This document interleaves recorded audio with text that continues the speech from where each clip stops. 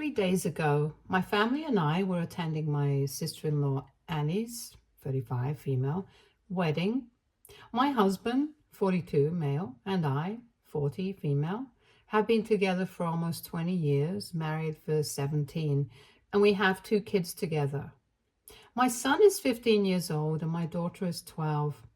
Both of them are well behaved, good kids, and everyone adores them, which is why their reaction to this incident that took place recently is even more confusing for me.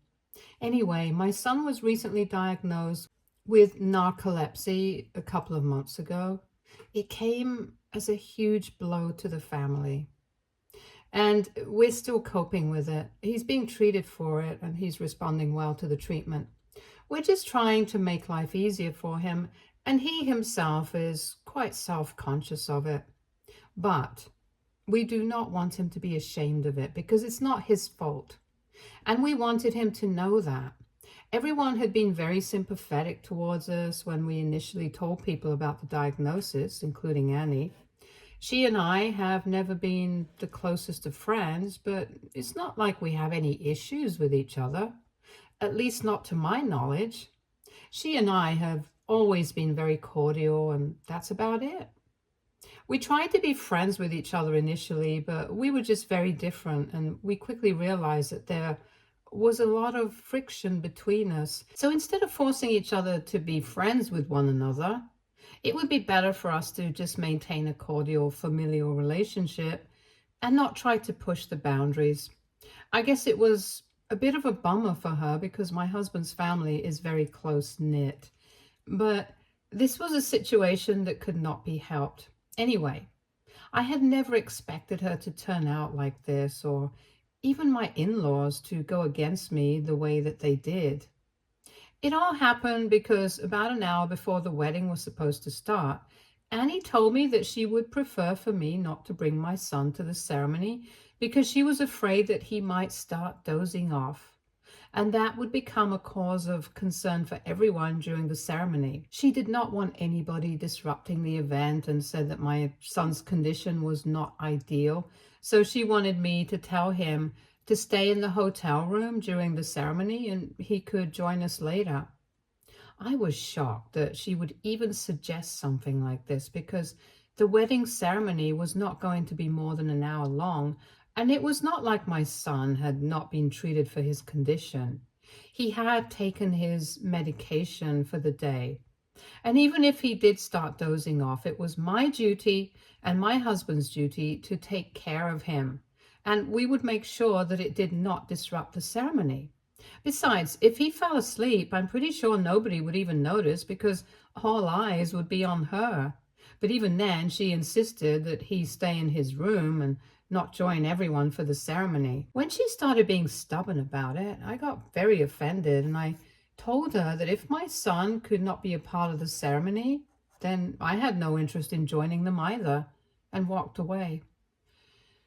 I was really upset because my husband and I have been trying really hard to make sure that my son did not feel self-conscious about it. And telling him to stay in the room and not join his family for the ceremony would only make everything worse for him. So when I came back to our hotel room, I pulled my husband aside and spoke to him in person to tell him about what his sister had just said. Just as I had expected. He was even more pissed off than I was and said that he was going to talk to her and give her a piece of his mind.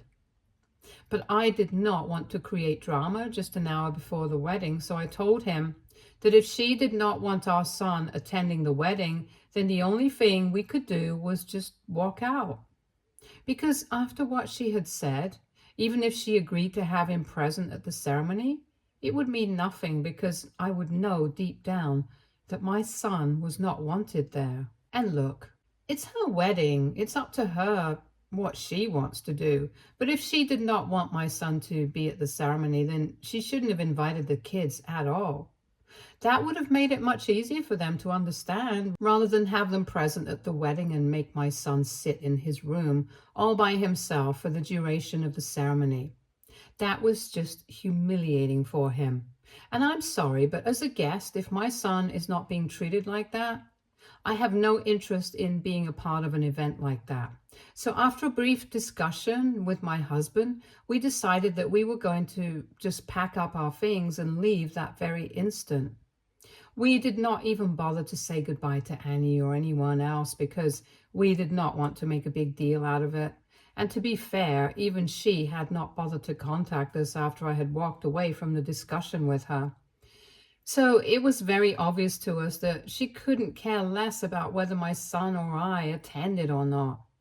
But I guess it did make a difference to her whether my husband attended or not, since people would definitely find it very weird that her brother was not present at the ceremony or for the following event.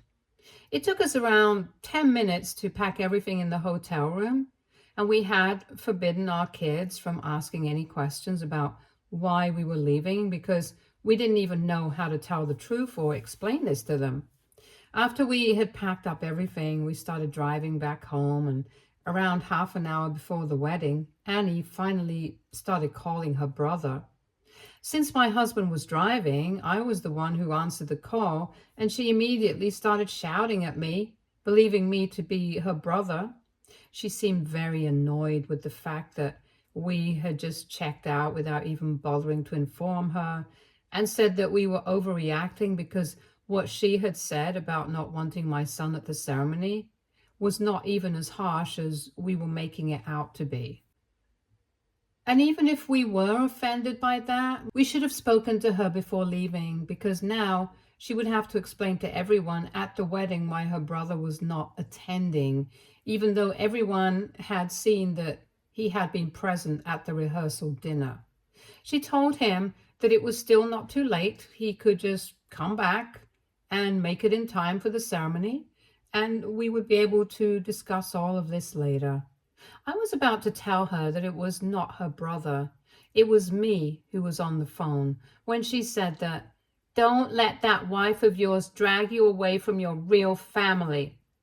And that was pretty much the last straw for me, because after she said that, I immediately made it known to her that I was the one who had picked up the call because her brother was driving and she had been speaking to me.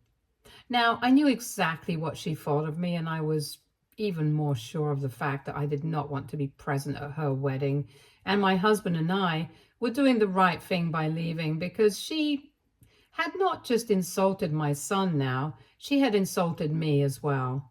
I didn't even give her a chance to speak, and I hung up and then blocked her. My husband did not have a problem with any of that, and we just continued to drive back home.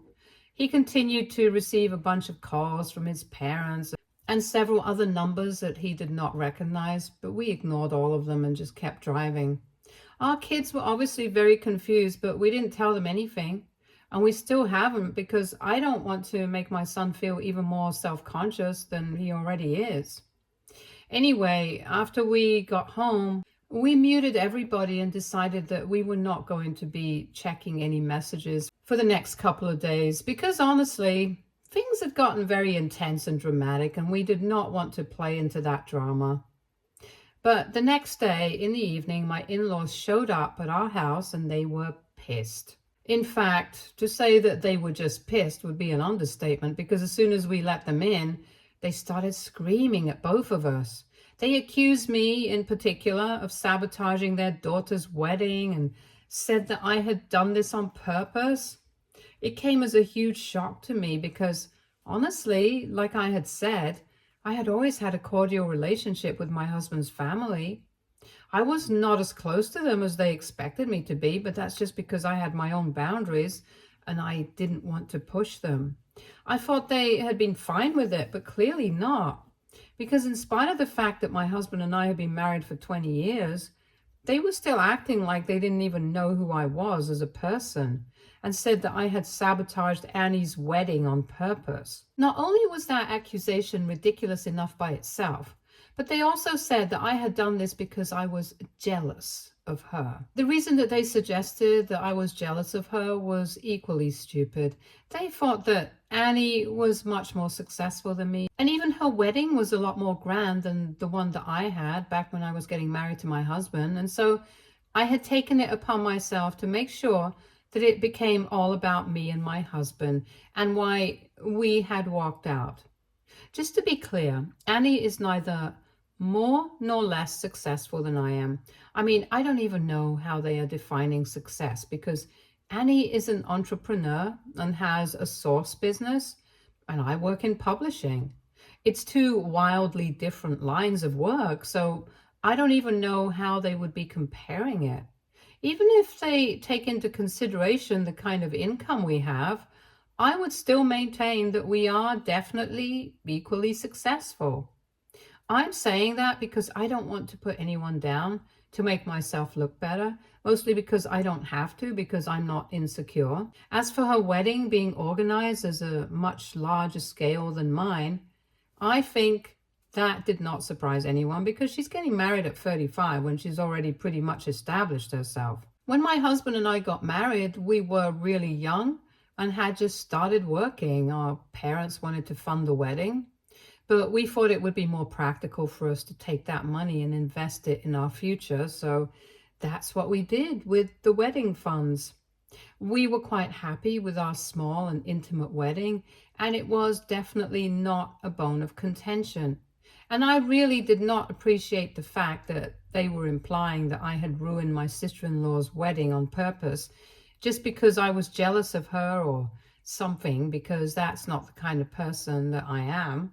And even if Annie did not accept it, I would have expected my in-laws to do so at the very least. I was honestly really overwhelmed when they started yelling at me about how I had sabotaged everything on purpose and made the entire wedding about myself by walking out and overreacting over something so petty and small. And then they started telling me that I had to apologize because they knew that I had done this purely out of jealousy and nothing else. And the rest of the family apparently agreed, because that's what they had told everyone at the wedding. They had to come up with some explanation as to why my husband and his family were not present at the wedding, because everyone knew how close we were, and people had seen us all at the rehearsal dinner the previous night. So they had concocted this story about how I had been sulking the entire time at the rehearsal dinner, and when Annie had spoken to me about it, I had picked a fight with her on purpose about how she was having a grand wedding and rubbing it in our faces to make us feel small on purpose, and convinced my husband to walk out over it. Now, of course, I came off looking really bad in this story that they had concocted, and that's what really set me off the edge. It was bad enough that they had come up with a lie to cover up for Annie and make me the bad guy instead. But when they said that the rest of the family believed it and thought that I was sabotaging my sister-in-law's wedding on purpose because I was jealous of her, and everyone agreed that I should apologize to her, I just felt so bad, because that's not who I am. And I felt like everyone had misjudged me. At that point, I couldn't even bring myself to defend myself and my husband. I just broke down in tears. My husband realized that my in-laws had absolutely no respect for me. And when I started crying, he told them to get out of his house because they had no right to speak to me this way. They tried to argue, but my husband was very firm and said that he would call the cops on them if they refused. Even before leaving, they repeated the same thing that Annie had said, that my husband shouldn't allow me to dictate anything that he does, because my eventual goal is to drag him away from his family. That made me cry even harder, and my husband had to spend a good half hour comforting me before I finally stopped crying. He told me that he doesn't care what his family thinks because he knows me as a person, and as long as we know the truth, it doesn't matter what kind of lies they have told the rest of the family about me. Once I felt better, we were just going to put out a statement on social media and tell everyone the truth about why we had left. Until then, he just wanted me to relax and not think of this, because his family is just being awful simply because I had dared to have boundaries and they were not used to it. And that's what the problem was. I did not need to worry about it because we all know it's not my fault. So he reassured me a lot. But one conversation with my mother undid all of that. Yesterday, she had called me in the morning just to talk to me. And while chatting, I told her everything that had happened with my in-laws and stuff. After hearing the entire incident, I thought that she was going to take my side. But instead, she just stayed quiet. I could tell that she did not agree with me. But I wanted to know exactly what her thoughts were on this incident. So I told her to be honest with me. And I really wish that I hadn't, because she told me that she wasn't exactly surprised that things had turned out this way, because even before I got married, she had told me a lot of times that I had to actually put in an effort to get along with my in-laws, and I couldn't just stay away and still expect them to accept me as part of the family. If I could see so clearly that my husband's family were really attached to each other, then I should have made an effort to assimilate and become one of them. But instead, I pushed everyone away and made my own space separately. She told me that what I did was not inherently wrong, but it was still pretty silly of me to expect that in spite of my behavior towards them, they would still accept me as part of their family. Let me just make it clear that I have never behaved badly with my in-laws, but I had definitely made a separate space for myself because I thought it was important to have a separate identity. All I did was just not bother to constantly keep in touch with them every day, visit them every other day, and act like we were the best of friends. But honestly, I did not think that was an acceptable reason to treat me so horribly, because we had always had a normal relationship and they had never come across as if they didn't like me. And yet I couldn't stop thinking about what my mother had said. Even after I argued with her and tried to defend myself. So that's why I'm making this post right now, because I want to ask AITA for not making an effort to connect with my husband's family. Update 1. So I told my husband about what my mother had said, and he told me that while he respected my mom, she could be pretty weird sometimes, and she did have a problem with internalized misogyny and constantly expected me to act the same way that she had with her in-laws. For context, my mother had given up her entire life just because my in-laws did not approve of it. My grandparents were pretty orthodox and did not think that she had any need to work after I was born, so they made her quit her job, and eventually they started controlling every aspect of her life. My father, unfortunately, was not the kind of guy who took note of any of this, so even though he loved my mother, he never protested against any of this and went along with it because that's what he thought was normal, since he had grown up witnessing this kind of life around him. I guess that's why my mother thought that I should have made more of an effort to get along well with my in-laws, because she had molded herself to be well liked by her husband's family, and she thought that everyone should do the same. It came from a bad place, and I felt like I could understand why she thought this way, but that was still no excuse to argue with me, especially when I was upset. Besides, I'm not my mother. I don't have to put up with the same things that she did, and I am lucky enough to have a husband who wouldn't expect me to do so either. So after discussing this with him, I felt better about the situation, because regardless of what my mother had said, I knew that I was not at fault. And honestly, my in-laws have had a very weird idea about what a family should be like. They expected me to be present at every family dinner, which they hosted quite frequently, almost every weekend. And my husband and I live in the suburbs, so it's not feasible for us to drive all the way to their place every weekend. And more importantly, we also have to think about the kids and their lives. We need some time to ourselves as a family, so I think that was pretty unreasonable of them. As for Annie, she lived really close to them, so it was more practical for her to be present for her parents at all times. My in-laws also expected me and my husband to call them every other day and spend hours on the phone with them discussing our lives. They wanted family getaways every other weekend, family vacations every other month, and the works. I guess they never really realized that this is the real world, not a sitcom.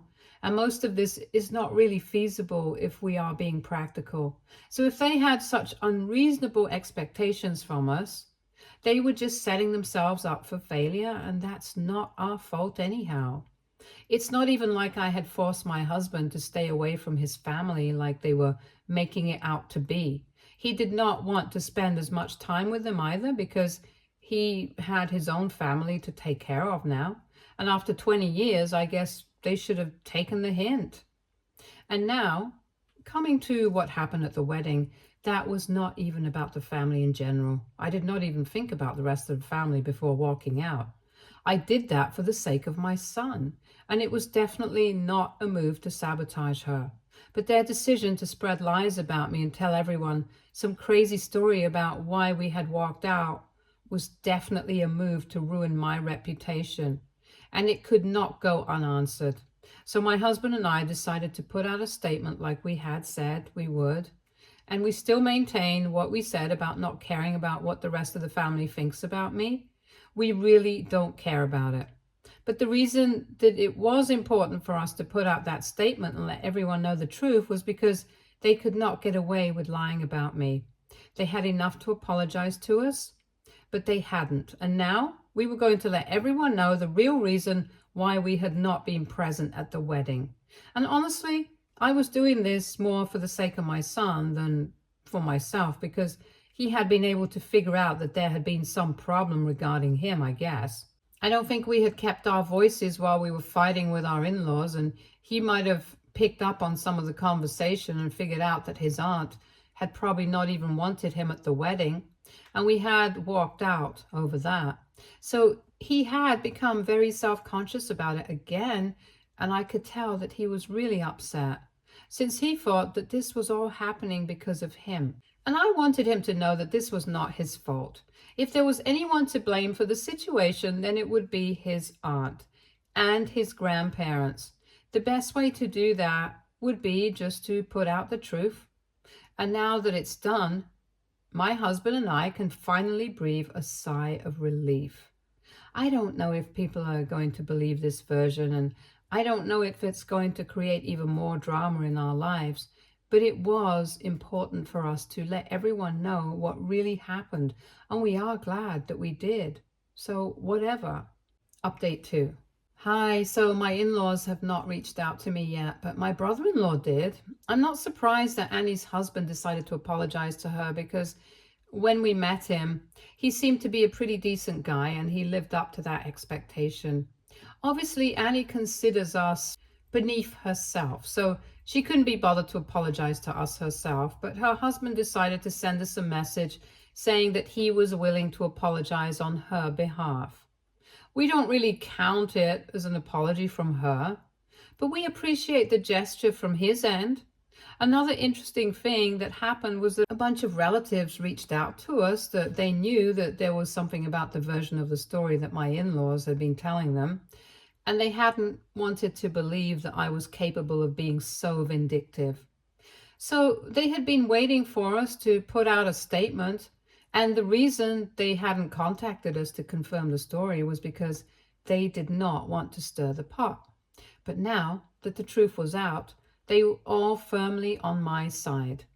I thought that this was really strange behavior, because from what I knew, my in-laws had said that the rest of the family also believed that I had sabotaged Annie's wedding out of jealousy, and they expected me to apologize to her. But this reaction made me feel like my in-laws had probably been lying. So I spoke to one of my husband's cousins, and he told me that most of the family had flat out refused to believe the version of the story that my in-laws had been telling everyone, and that they had been waiting for some clarification from our end. I guess my in-laws had been trying to manipulate us into believing that the rest of the family was also against us, and maybe that would cause us to apologize to Annie. What would they have gained out of it? Absolutely nothing, apart from the satisfaction of having us flatter their already overinflated egos. I'm honestly really glad that I did not apologize to them, and that my husband and I did not fall for the trap that they had been setting up for us. I'm also really happy that most of the family is with me, because that means that nobody is going to be speaking to my in-laws or Annie. I don't really mean to sound vindictive or vengeful, but they do deserve this. Anyway, I haven't spoken to my mother for the past couple of days after we got into that fight, so maybe I might even let her know what has happened so she realizes that she was wrong as well. Her, I'm still willing to forgive, but regarding my husband and his family, even if I forgive them, I'm not sure that my husband will. And also, thank you so much for such kind words about our son, and I'm sure that he's going to get better with time. It means a lot to us, so thank you. Update 3. Hey, so I finally spoke to my mother after almost 3 weeks of no contact, and I've explained a lot of things to her. I can't say that we have sorted things out just yet, but we are trying to. We are working on it. All I can say is that both of us missed each other a lot, and after my father passed away 6 years ago, I am all that she has, so she wouldn't want to lose me, and neither do I want to lose her. She is willing to learn and change her ways and be more sensitive towards my feelings, and I'm going to stick with her while she tries to become that person.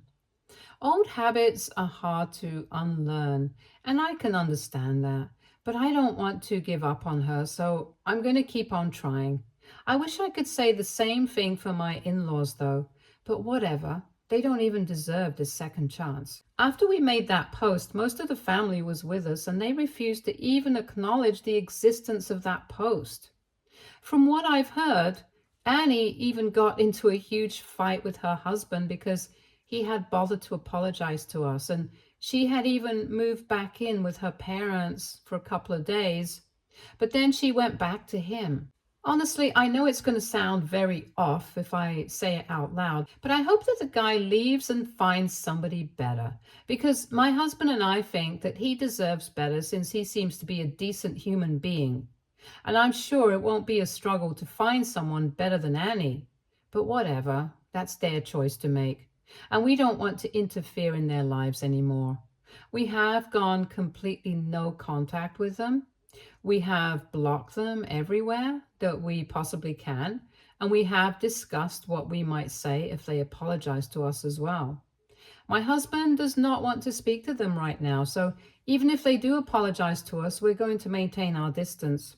But that seems unlikely because all they have done so far is try to mock us through social media. They have also posted a bunch of jokes and memes about narcoleptic people, and I think it's a bit insensitive, but whatever.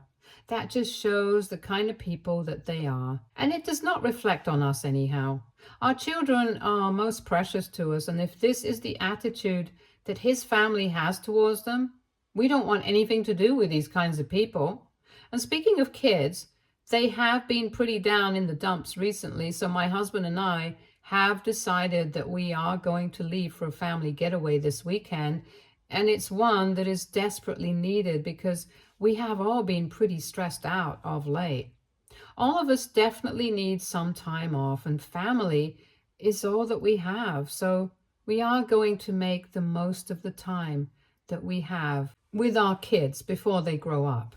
Stay tuned for more stories from our girl relationships.